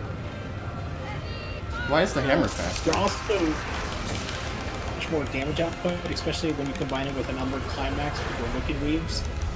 Oh, I see. So you can hit more times even faster. But of course the problem is with that is that you are at the mercy of dropped frames. So like I said, the game doesn't run a full lock 60 frames per second. It's still, in this version, Switch runs between 50 to 60. Like if you're doing your jump cancel inputs and have it drop, and it'll be thrown off, or you'll stop hitting them, you have to start it up again, you can lose time. And frustrating as well when you're trying to get all these things to work right and it just doesn't want to do it. Mm. The downside is that you're at the mercy of the frame skip where you just may drop an input because of it. Yeah, it wouldn't really be on you, it's just kind of the game has trouble with it, you know?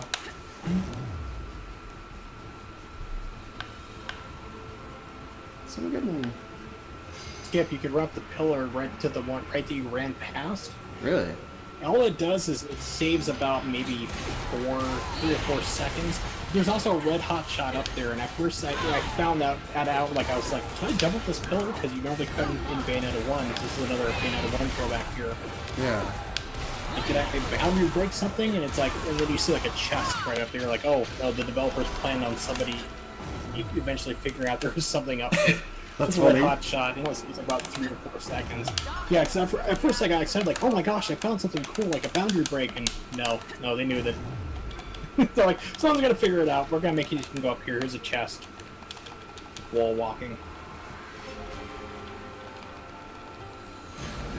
Baldur was your enemy. And no, yeah. Your Dad and enemy. He's It's like, okay, by the bad guy of the game, so now he's on your side, and you're about to go, you're teaming up to go kick the bad guy's butt. mm-hmm. There's a lot of extra complexities with that. Oh, need to change controls. Fighter assault. There we go. Oh, okay, there we go. Sometimes the inverted controls get me a little messed up there. Oh yeah, All right. this does not control well. It looks like this. If you've never played this yourself and you start watching this and you're thinking that doesn't look too hard to do, this is very, very twitchy. Oh yeah. As Bayonetta or John, if you have the Star Fox outfit, you actually are in an R-wing from Star Fox at this level. You're not on the outside. You have full Star Fox control, so you can do the lock-on with your gun. You hold down your attack. It's super cool reference. Like attack is a secondary. The lock yeah. from Star Fox. So basically, it turns it into like in a couple of years have come out because Nintendo, for whatever reason, keeps remaking Star Fox 64. They're afraid to make a new game, pretty much. Yeah, it's weird. So who would have figured that like the best Star Fox level would be in a Bayonetta 2 game?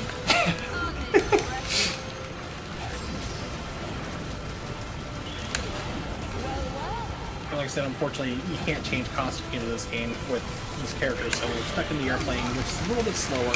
Yeah. For other costumes, there's a lot of Nintendo reference ones. Like there's a Samus one, there's a Link one, there's a Peach one. There's a lot of really good costumes. Exactly. Yeah, you can play with Bayo. Which are pretty much the same. All it does for them is that there's more cosmetic changes, like the halos will change to the Nintendo coins, and your Wicked Leaves, instead of being hair, they turn into like Bowser's fists and feet. They come out. Samus has a charge attack, like you can hold down guns and it charges an attack, like the shot. Attack, the screw attack. So you can keep jumping in the air, keep jumping infinitely, and keep going that way with her as well. If you do your Panther run, it turns into the ball roll instead, which is a neat little touch. Which is like the Sharuba sword, I think it is, from Bayonetta 1. So they have that attack and everything, all the coins, all the halos turn into rupees. So it's small little touches. Like if you open up a chest, it also plays the, like you just found the item tune from the Zelda games as well. So they actually did put thought into their costumes for this game, which is really awesome. Star Fox, the only thing that changes, of course, is the big one is this level that you're flying in an Irving instead. Fox Zero, we just call that Star Fox. It's a Zero game. It's a terrible game. Should never come out. I didn't play it. Is it that bad? Oh, you're not missing anything. Well, when you have a game that you need to see where you're flying to shoot, but then you have to look down at your hands to your small little screen to see where you're shooting and aiming at. Oh yeah, that's a problem. That's a problem. It's Yeah. like this. It's one of my problems with Nintendo has is that they're focused more on gimmicks. I'm gonna do my hot take here on this charity stream in Nintendo. Hot take. My apologies. Hot take. So, just on gimmicks, especially with Miyamoto. I mean, he was like, his assistance was like, this game is not coming out unless we have this dual setup here for the screens. Right. For how you wanted to have it, so you have to look at your screen and try to aim with it there while looking at the TV simultaneously, which doesn't work. With fit, he's like, this game's not coming out unless we have this in here. It has to be done. All the playtesters, everyone internally at Nintendo said, this is not fun. We need to change it. He said, nope, this is what we're doing. So he's been pretty much forced out of the role of being able to be executive stuff and decisions now. Really? I didn't know that. He was more focused on gimmicks. Oh yeah, that was a big thing. He was also responsible for the Wii U as well. Really? The dual screen was that was another one of his children. Wow, you know that. We need to have this here, and it didn't work out well. had finally realized, okay, you can't have a save with the Switch, which is basically the Wii U Part 2. It's just thinks it's a version of the Wii U. Yeah, they're like, okay, well, you're taking a back seat, you don't have as much save, so they've given like more of a symbolic role for, say, like, you know, can impact things role for the company.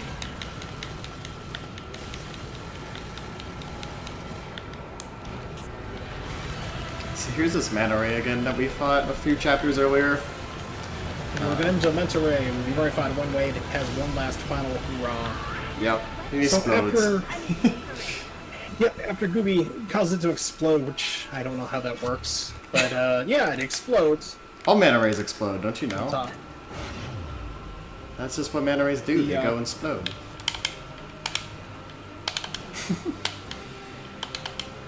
Almost.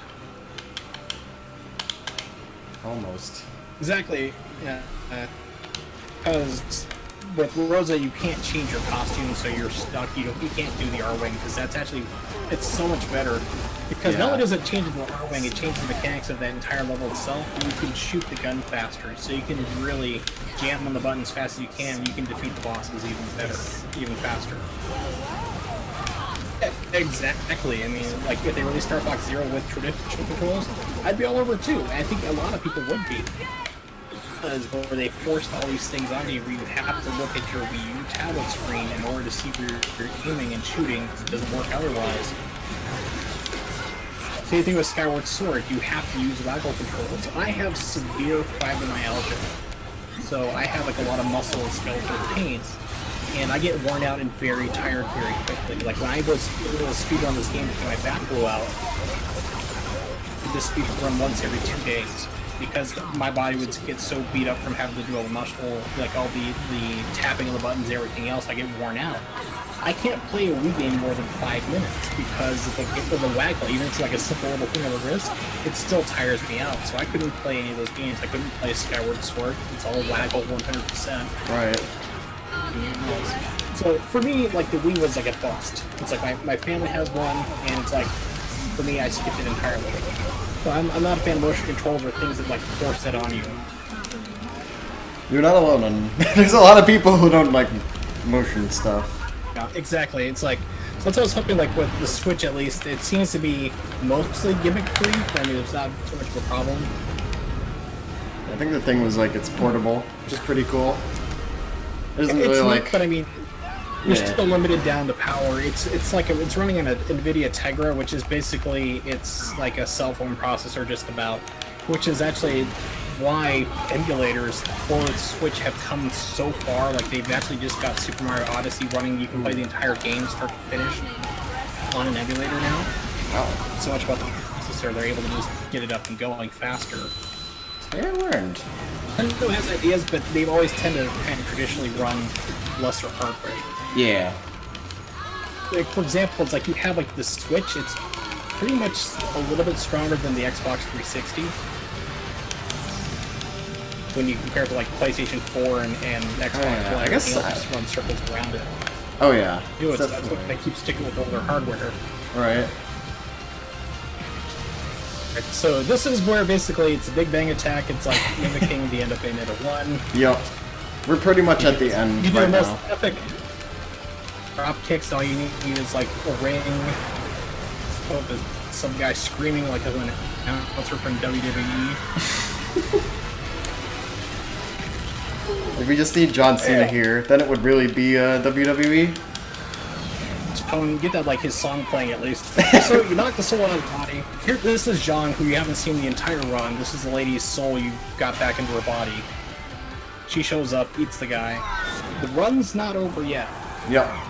As with almost all Platinum games, you have an interactive credit like it's scene. There we go. Sometimes. So you got your interactive cutscenes. They're all on a timer except for the very last fight. Like even if you beat the guys beforehand or if you die into it, it doesn't matter. They're all one. The timer stops on this game the very last fight on top of an airplane when you defeat the last bad guy. So it's really up to you how fast you can do that last fight in order to stop the timer. Boys. French John. Did the incentive get met for me singing these credits? Just a moment, I can check that for you. Alright, awesome. These credits where you're gonna be singing like Andy Williams' Moon River. I can do both. Oh no. It's not gonna be great. That's the point of it. Oh my god, no. The point of it is it's not great. So these games are based upon musical concepts. Bayonetta 1 was based around Fly Me to the Moon by Frank Sinatra, which is actually a cover song. This game was based around Andy Williams' Moon River. It's super cool how they did that. There's not really a lot of games I've seen that based on like a musical concept. Yeah, but when you think musical concept, you don't think I'm gonna base an entire musical set around this guy here, and people don't know who he is from this age group. Well, unfortunately, real quick, we did not make that into just a little short at $0. Oh, That's okay. As long as it's there. Oh, I think that, you know, while it's sad because it's going for charity, but I mean, like, at the same time, Moon River, well, not the best. I was dating a girl a long time ago, and I was living in Missouri, and her family was a little off. They're like, hey, let's go to Branson, Missouri. I'm like, okay. So, Missouri is like, Las Vegas was run by Ned Flanders. So, I go there for the weekend, and we go to see Andy Williams. And I got to hear Moon River in person, and he sings it even slower than the recording at the end of this credits. 15 minutes, and I'm just like about to eat my arms and legs to escape. It is a really slow song. Oh man, it's like if somebody slowed it down on a computer by like 50%. Get on Audacity and do it. Yeah, it's like do the Paul Stretch version of it, just like get it really long. Yeah, so Andy Williams and I, we have a history. You don't get to sing, so. Oh well. Missouri is Las Vegas. It's not everything that makes Las Vegas Las Vegas. Yes, and it's what I found out because I grew up in the military. So I grew up an Air Force brat, so I've lived lots of different places, and it teaches you where you want to live and where you don't want to live. And what I discovered about Missouri was oppressive, sometimes heat, humidity, and ticks everywhere. I was not impressed by that. Oh boy. The world, I'm like, all right, neat. That's neat. Not going back here again.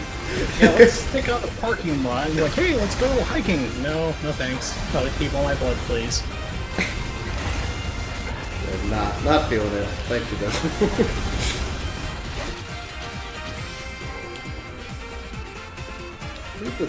Let's see, the airplane will be the next one, I believe. So the timer will be stopping very soon. Yeah. So the next part is coming up, so it'll probably be timed in about 30 seconds or less. Yep. So basically, as soon as the Gooby kills the last person on the airplane, you'll see it kind of pause for a second. That's when the timer stops. Time to get that ready. Yep. Here's the airplane. You know,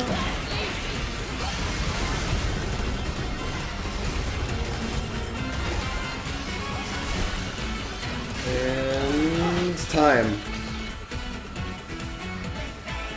And that was Bayo 2. Ah. Thank you. Appreciate it, Warsaw. of course, it's always entertaining to do a commentary run. Yeah, you did super good. Thanks for coming by for it. Yeah. So your time was 1:41:21 is what it came out to. 141. So pretty good run, especially with Rosa there. And of course, just to plug, we do have a Discord as well. We can be found on speedrun.com page. Forums, we have a link there to it.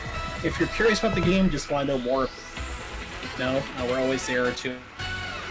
I think the 141 is a PB. I'm checking right now. Welcome to help. Oh yeah, that was a PB by like a few minutes. Hey, good job. Thank you. Yes, and here is the stripper scene with Moon River. Yeah, so if this is a little like too lewd, we can skip it if you want, or otherwise we can just kind of let it play out. not losing her clothes. She's just pole dancing into the Moon River. It's odd. Yeah. In the previous game, it was Fly Me to the Moon, but they had to keep the themes going. But for now, I'm gonna drop out. It's been fun, everybody. I'm Warzel 5 on Twitch, and yeah, good luck, everyone. Everyone else who's running, and give me a good cause. Thanks for coming by. Appreciate having you, dude. Alright, well, you want me to let this cutscene play? I can. Otherwise, Yeah, go ahead, why not? okay, we can just chill here. Hang out with chat a bit. It's kind of interesting. This game has like a lot of credits. There's like the first credits we saw where we can interact, and then there's this credits with the pole dancing, and then there's a special Switch version credits. We'll fade out with this. Gotcha. That's a good fade out.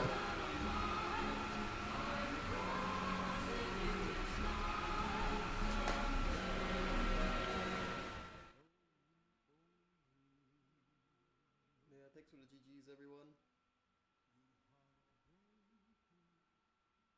Alright, see you around, Jack. Thanks for coming by.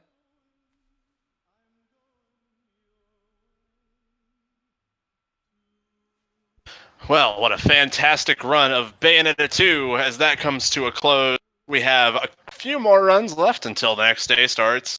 Starting off next is Off Any Percent by Tootler Fiber 7.